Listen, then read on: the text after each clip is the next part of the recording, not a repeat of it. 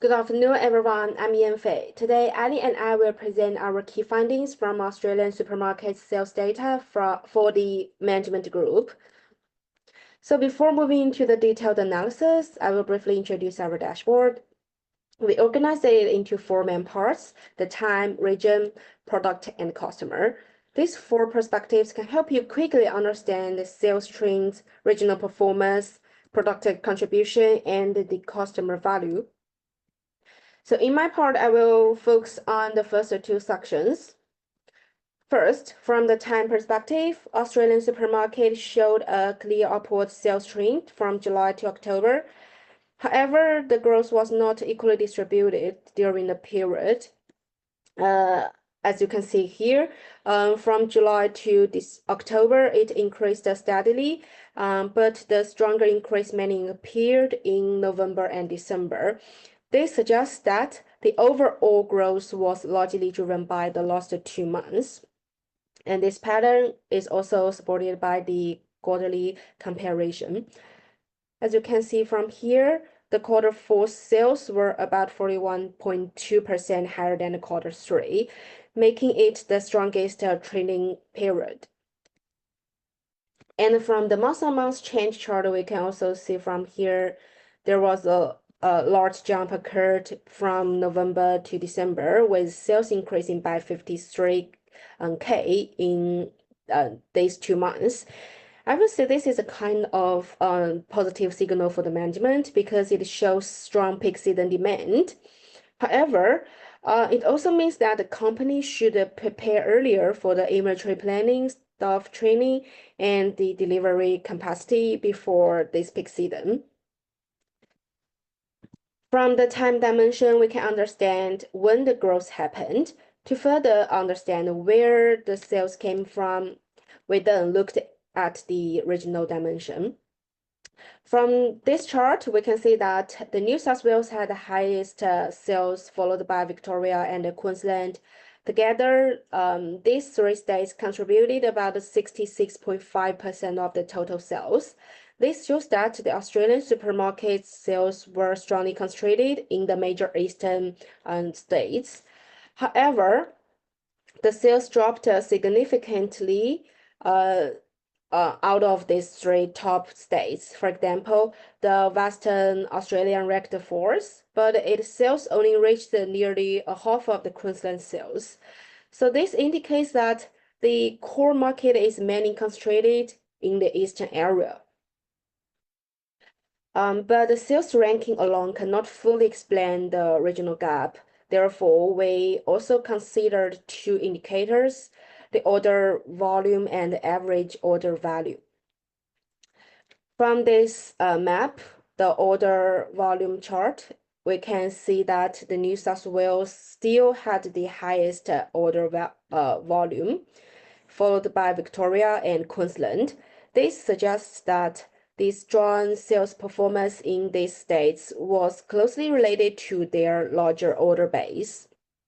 And at the same time, the AOV provides another insight. During the peak season, the major markets such as New South Wales and Victoria recorded a higher average order value, showing that the customers spent more per order. More importantly, some smaller market also showed strong value. For example, the North Territory reached around $22 in peak season, even if its order volume was relatively low. This suggests that the smaller markets should not be completely ignored because they may still contain valuable customer segments. So overall, the New South Wales, Victoria, and Queensland should remain the priority markets for inventory allocation, delivery support, and the promotional campaigns.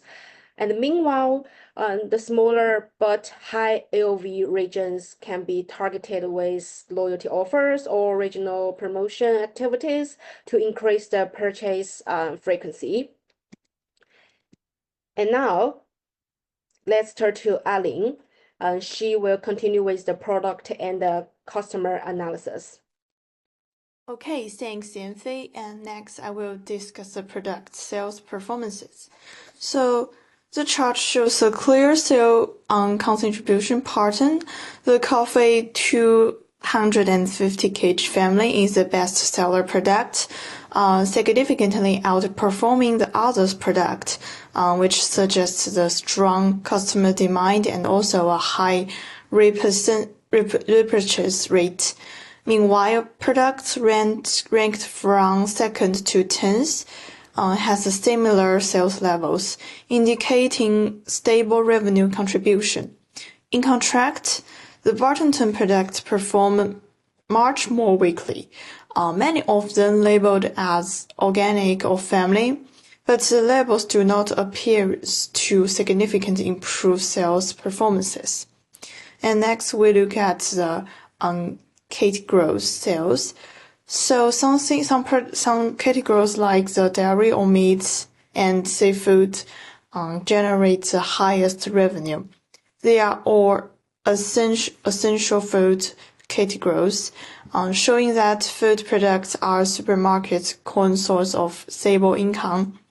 And by comparison, products such as health and beauty and health cleaning contributes much less revenue, reflecting that a highly food-oriented sales structure. And now I will move to the customer analysis.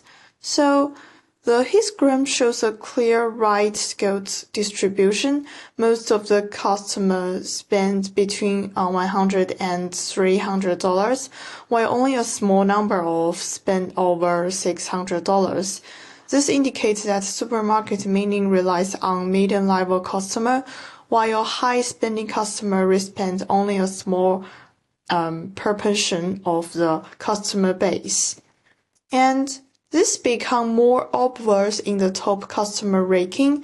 The highest spending customer, the CU 274, spent more than $800, and another top 10 customers also spent above $660, which is far higher than the mainstream spending range, which our analyzed in the 4.1 selection.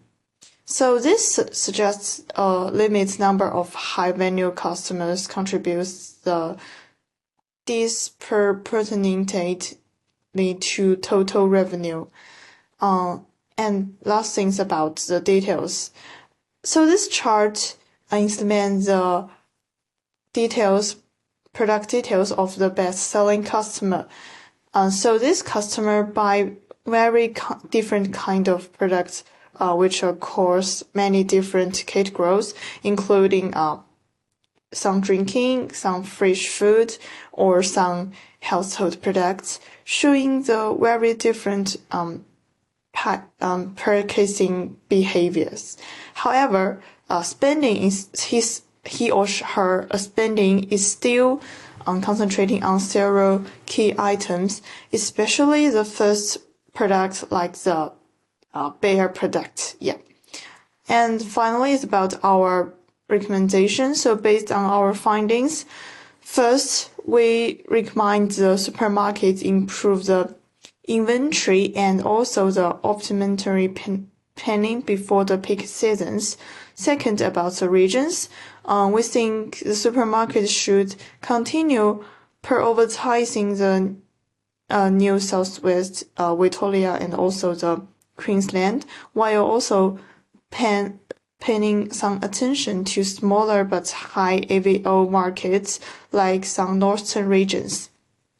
And finally, should focus on the strong performing categories to improve the strategies for weaker products and strengthening loyalty programs like some membership system to retain high value customers.